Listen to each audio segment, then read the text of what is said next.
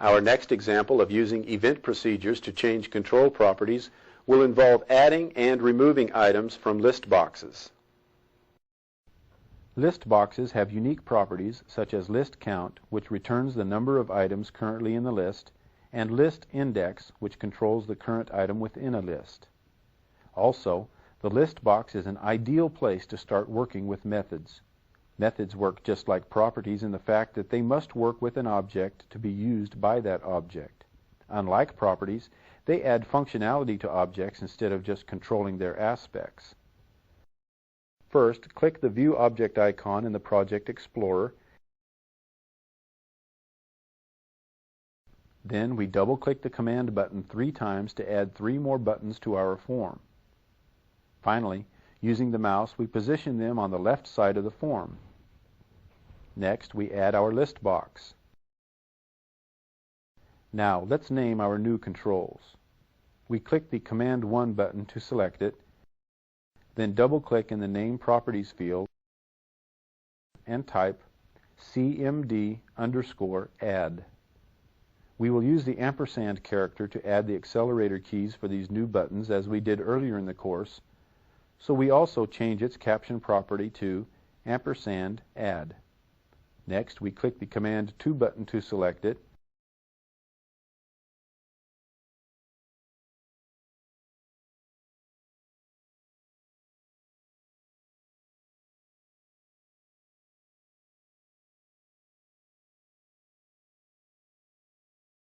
then double-click the Name Property field and type CMD_delete. In its caption field, we enter &delete. Lastly, we click the Command 3 button. Then in the Name Properties field, we type CMD_clear. We also change its caption property to &clear.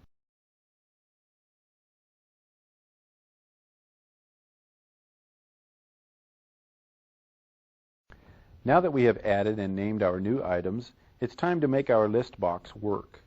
We'll double-click the form and return to the code window in the form load procedure.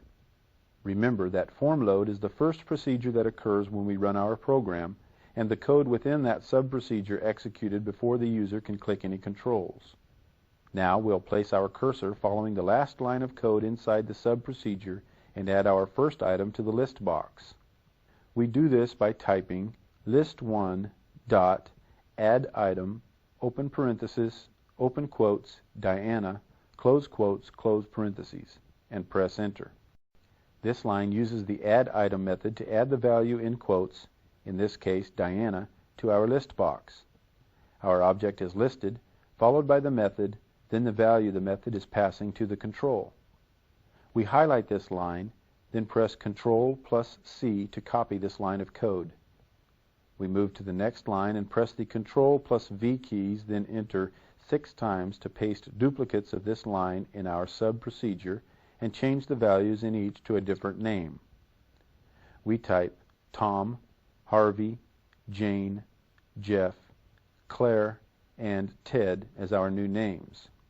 Now we have several add item method lines, each adding their values to the same object.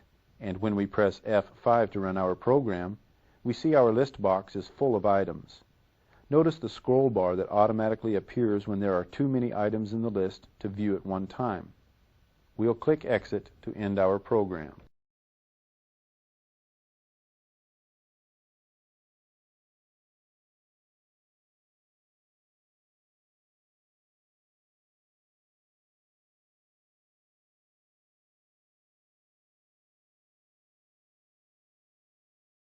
Now that we know how to manually add items to our list box at runtime, let's explore how to allow users to add items to the list at runtime. We'll begin by adding an apostrophe at the start of each of the add item lines in the form load sub-procedure section of our program. Any line with an apostrophe at the beginning is ignored by Visual Basic as a comment. Programmers keep notes on what the program is doing at a specific point or identify the use of lines of codes with comments, but they can also be used to temporarily remove lines from the program for testing purposes, as we are doing now. Notice the commented text lines are now shown in green within the code window.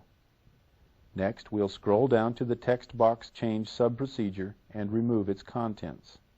Now, from the Object drop-down list of the code window,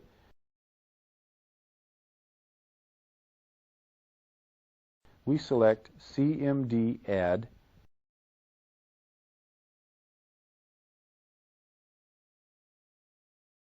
and the click sub-procedure for the Add button is added to our program. Whenever the user clicks the Add button, we want the contents of our text entry box to be added to our list.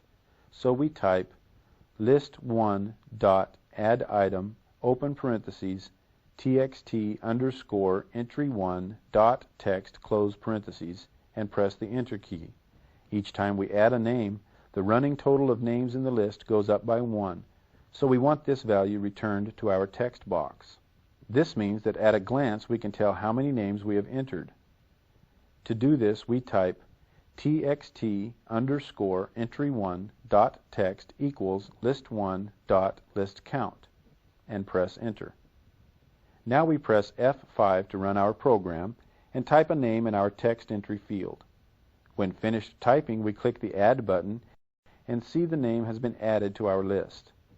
Notice the contents of our text box have updated to a 1, which is the current number of items in our list. We can add more names to our list and see the process continues.